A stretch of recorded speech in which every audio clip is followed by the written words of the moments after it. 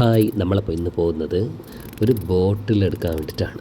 നമ്മളെ ഷോപ്പിലേക്ക് ഒരു ബോട്ടിൽ മാത്രം ഇവിടെ നിന്നാണ് എടുക്കൽ. അപ്പോൾ അത് എടുക്കാൻ വേണ്ടി പോകുന്ന വഴിയിലുള്ള കാഴ്ചകൾ കാണിക്കാൻ വിചാരിച്ചിട്ടാണ് ഈ വീഡിയോ എടുക്കുന്നത്.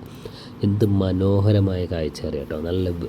നല്ല അടിപൊളി പ്രകൃതി രമണീയമായ സ്ഥലം.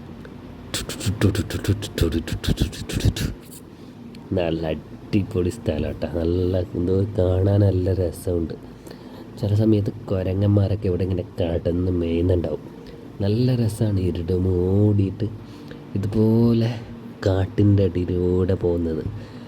കാട് എന്ന് പറഞ്ഞാൽ ഫോറസ്റ്റൊക്കെയാണ് ഈ ഒരു ഏരിയ. മുളിയാർ എന്നൊക്കെ കേട്ടിട്ടുണ്ടോ? ആ സ്ഥലമാണിത്, മുളിയാർ. ഇവിടെയാണ് ഇടയ്ക്കിടയ്ക്ക് പുലിയൊക്കെ ഇറങ്ങുന്നതെന്നാണ് പറയുന്നത്. ഞാൻ ഇതുവരെ കണ്ടിട്ടില്ല. ഓക്കെ, പത്രത്തിലൊക്കെ ഒരുപാട് കേട്ടിട്ടുണ്ട്.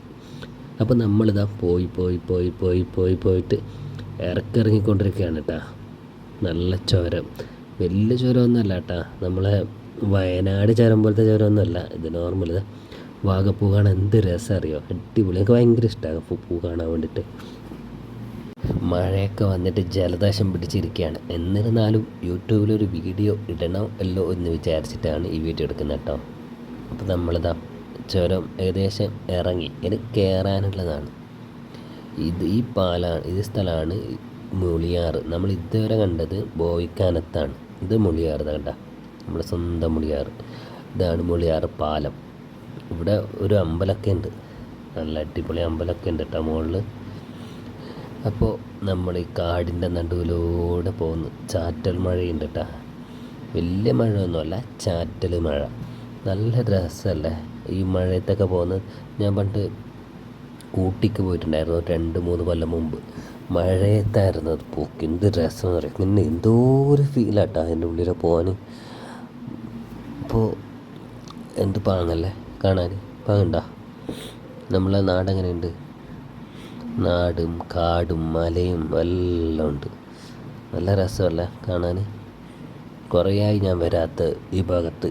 കാരണം ഇല്ലയെന്നുണ്ടെങ്കിൽ നമ്മൾ ഇവിടുന്ന് ബോട്ടിൽസൊക്കെ എടുത്തുകൊണ്ടുണ്ടായിരുന്നു. പിന്നെ നമുക്കതിനും കാട്ടിയും പ്രോഫിറ്റിലും നമ്മൾക്ക് ഒരു ഡീലാക്കിയിട്ട് നല്ല റേറ്റിന് നമുക്ക് പുറത്തുനിന്ന് കിട്ടാൻ തുടങ്ങി. അതർ സ്റ്റേറ്റിൽ നിന്നൊക്കെ. അങ്ങനെ അവിടത്തേക്ക് പോയി. ഇവിടെയാണെന്നുണ്ടെങ്കിൽ വലിയ കുറവൊന്നുമില്ല, ഭയങ്കര കത്തിയാണ് റേറ്റ്. അപ്പോൾ ഞാനെന്ന് വിചാരിച്ചു കഴിഞ്ഞാൽ ഇവിടുന്ന് ഏടുന്നും എനിക്കൊരു ബോട്ടിൽ കിട്ടലില്ല. അത് ഇവിടെ മാത്രമേ ഉള്ളൂ. അതിനായിട്ട് മാത്രമായിട്ടാണ് ഞാൻ ഇപ്പോൾ പോകുന്നത്.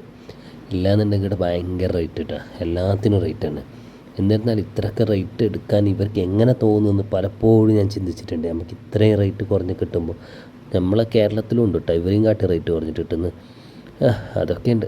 അത് വിട്, അത് ഓരോരാളെ കഥയല്ലേ. നമ്മളെന്താ പറയേണ്ട, ഓരോരോ ബിസിനസ് വേണ്ട ആൾക്കാരെടുക്കുന്നു, വേണ്ടാത്ത ആളെടുത്തൂല. അതങ്ങനെയാണ്. അപ്പോൾ ഇതാ ചുരം കയറുന്നുണ്ടേന്. എത്താറായിട്ടാണ് നമ്മളെ ഡെസ്റ്റിനേഷൻ, എത്താറായി.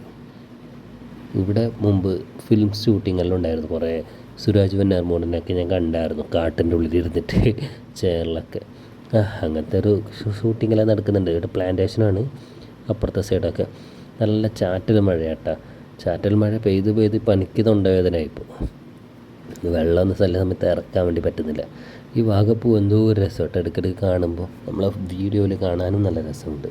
നല്ല കളറല്ല, റെഡ് കളർ ഇഷ്ടമാണ്. അങ്ങനെ ഞാൻ അവിടുന്ന് വീഡിയോ ഒന്ന് സ്കിപ്പ് ചെയ്തു. കാരണം എന്ന് വെച്ചാൽ ക്യാമറയിലേക്ക് മഴയുടെ വെള്ളം വീണ്. അങ്ങനെ അത് ഞാൻ തോർത്തി. അങ്ങനെ അടുത്തെത്താറായിട്ടാണ്. ഇതാണ് നമ്മ പറഞ്ഞ സ്കന്ദ പ്ലാസ്റ്റിക് ഇൻഡസ്ട്രീസ്. ഈ കാണുന്നതാണ് സ്കന്ദ പ്ലാസ്റ്റിക്കിൻ്റെ മെയിൻ കവാടം. ഇവർ ചെറിയൊരു തോതിലായിരുന്നു തുടങ്ങിയത്. അവരുടെ എല്ലാ കഴിവും ഇതാക്കി കൊണ്ട് വലിയതായി. നല്ല കാര്യം തന്നെയാണ്. ഇതാണ് കേട്ടോ. അപ്പോൾ